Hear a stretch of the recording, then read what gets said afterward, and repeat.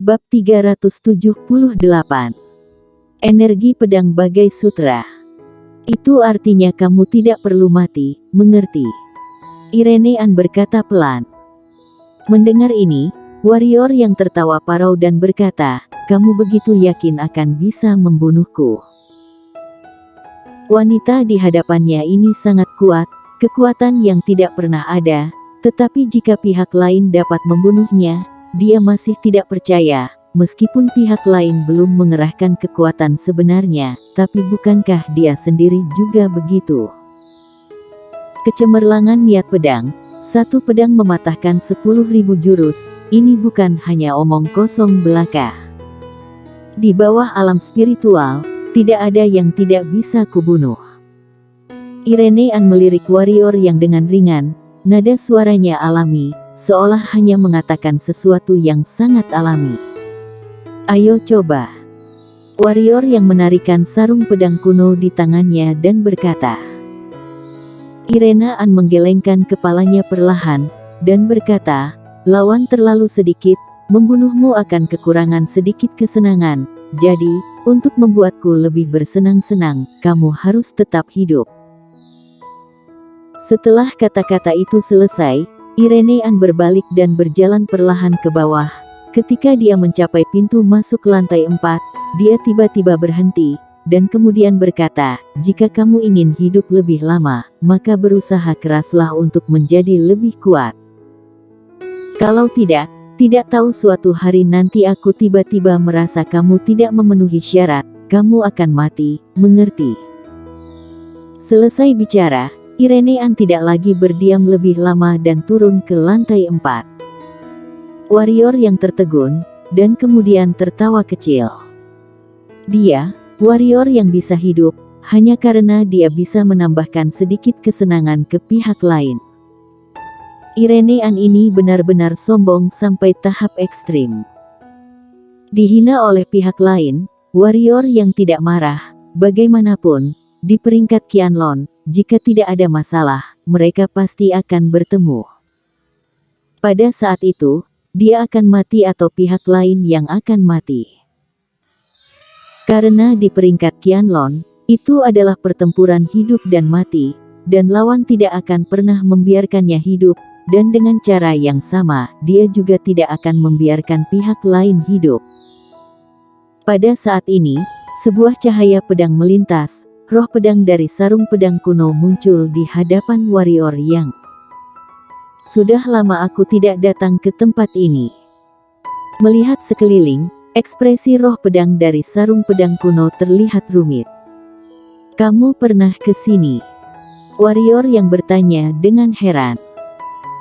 Roh pedang dari sarung pedang kuno mengangguk kecil, dan berkata, si pengembara sudah pernah ke sini, jadi tentu saja aku juga ikut.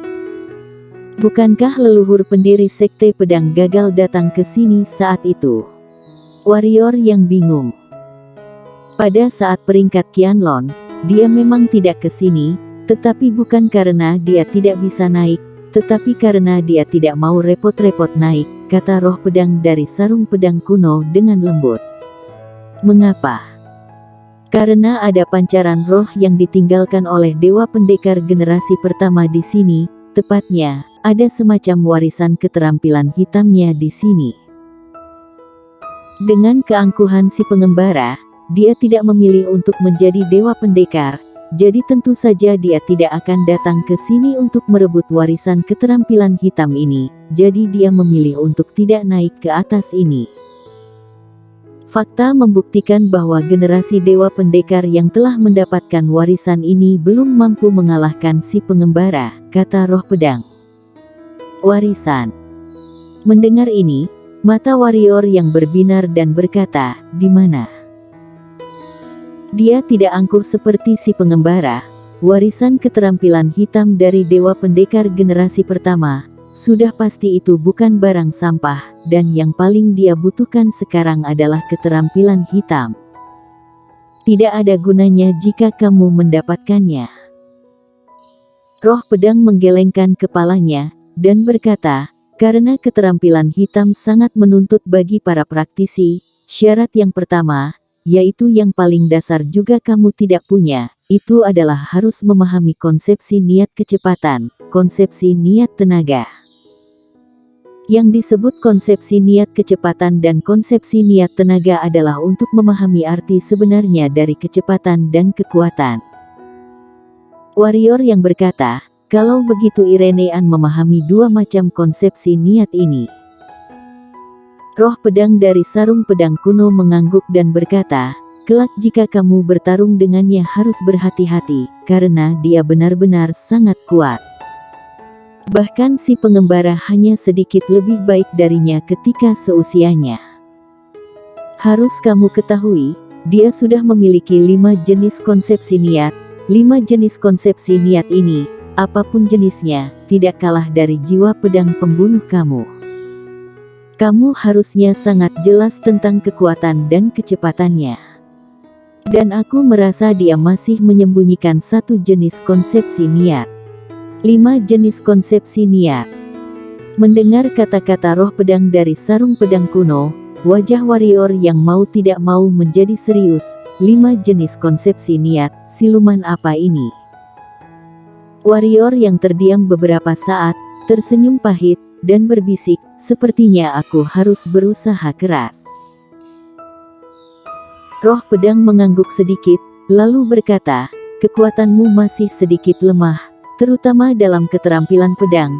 Meskipun formasi pedang dan api hantu kuat, jurus pedang pengejar jiwa juga masih oke, tapi di hadapan orang kuat sebenarnya, seperti Irenean dan Kelvin Mo, formasi pedangmu ini beserta api hantumu tidak begitu efektif.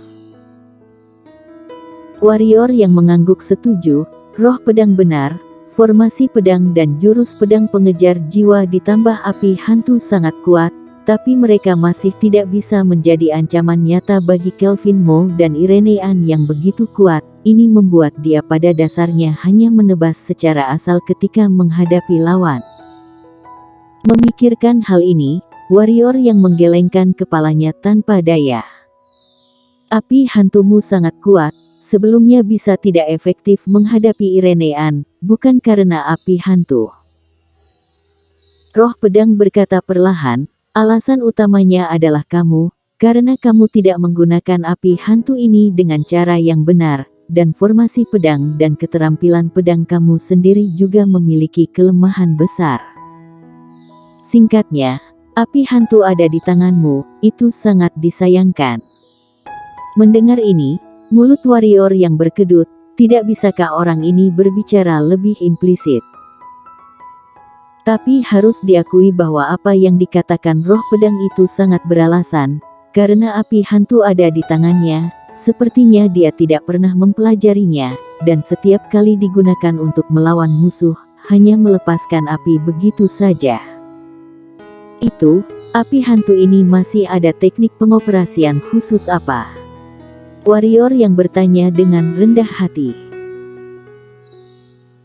Roh pedang tidak berkata apa-apa, melainkan hanya melambaikan tangannya. Tiba-tiba api hantu terbang ke telapak tangannya. Sepasang tangan roh pedang menarik, api hantu itu ditarik menjadi sebuah garis lurus, tangannya digosok, dan api hantu itu seketika itu juga digosok menjadi bola api.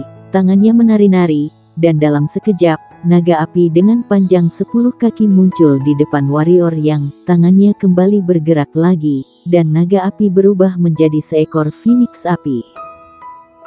Warrior yang melongo, api hantu ini seperti hidup di tangan roh pedang, tak terhitung bentuk yang terus muncul, begitu hidup, membuat warrior yang terpesona melihatnya. Setelah beberapa lama roh pedang melenturkan jemarinya, api hantu kembali ke warrior yang menatap warrior yang masih shock. Roh pedang berkata, ini adalah metode pengendalian api. Api hantu di tanganmu seperti sepotong besi. Jika kamu bisa menggunakannya, itu akan menjadi pedang tajam dan senjata untuk membunuh musuh. Tapi jika kamu tidak bisa menggunakannya, maka itu adalah sepotong besi yang hanya bisa digunakan untuk menghantam orang. Warrior yang hendak berbicara, tetapi roh pedang berkata lagi, pinjam pedangmu. Warrior yang tercengang, Lalu dengan gerakan pergelangan tangannya, pedang tulang naga muncul di hadapan roh pedang.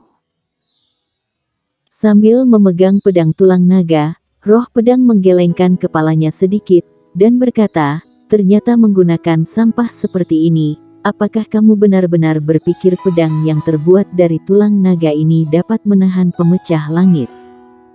Kalau begitu kamu hadiahkan satu untukku." Warrior yang berkata dengan cepat, "Aku tidak punya." Roh pedang berkata, "Tapi aku tahu bahwa ada sebuah pedang di satu tempat. Meskipun jauh lebih jelek daripada pedang Tianwen, si pengembara, tapi masih bisa digunakan." "Di mana?" Mata warrior yang berbinar. Dia selalu ingin menemukan pedang yang cocok dan bagus, tetapi sayangnya, dia belum pernah melihatnya selama ini. Pedang roh ungu yang waktu itu lumayan, tapi sudah diambil kembali oleh sekte pedang. Hal ini membuatnya depresi untuk waktu yang lama. Di wilayah selatan, roh pedang melirik warrior yang samar, dan berkata, "Kelak jika ada kesempatan, kita ambil ke sana. Sekarang kamu lihat baik-baik." Ketika kata-kata itu selesai, roh pedang memegang sarung pedang kuno dan menggores perlahan. Tiba-tiba, sebuah energi pedang putih kecil seperti benang sutra keluar dari atas pedang tulang naga. Pada saat yang sama, sebuah lubang seukuran jarum muncul di dinding batu puluhan meter jauhnya. Melihat adegan ini, mata warrior yang tiba-tiba melebar, dan matanya penuh kejutan, karena energi pedang energi sangat kecil, begitu kecil sehingga hampir tidak terlihat dengan mata telanjang. Pada saat ini, roh pedang melambaikan tangan lagi, dan api hantu melekat pada pedang tulang naga di tangannya. Dengan lambaian pedang di tangannya, sebuah energi pedang benang sutra melesat keluar. Yang berbeda adalah kali ini ada juga api hantu, dan yang membuat warrior yang kagum adalah api hantu juga menjadi seperti benang dan melekat pada energi pedang. Ting! Energi pedang itu menghantam dinding batu dengan sedikit suara, lalu dinding batu yang panjangnya beberapa ratus meter itu langsung retak, namun dengan sangat cepat, dinding batu itu pulih kembali seperti semula, membuat warrior yang bingung melihatnya. Ini kekuatan hukum. Roh pedang menjelaskan, barang-barang di dalamnya bisa dihancurkan, tetapi jika dihancurkan sampai batas tertentu, kekuatan hukum di sini akan berpengaruh, dan barang-barang yang rusak akan diperbaiki. Warrior yang tidak peduli apa itu kekuatan hukum saat ini, dia hanya ingin tahu bagaimana roh pedang di depannya bisa membuat energi pedang begitu kecil, dan kekuatannya bahkan meningkat beberapa kali. Tidak hanya itu, tetapi bahkan api hantu juga begitu. Ya, dia bisa dengan jelas merasakan bahwa kekuatan api hantu juga meningkat pesat. Dan kombinasi keduanya, kekuatannya benar-benar jauh melampaui jurus pedang pengejar jiwa dan formasi pedangnya. Bersambung.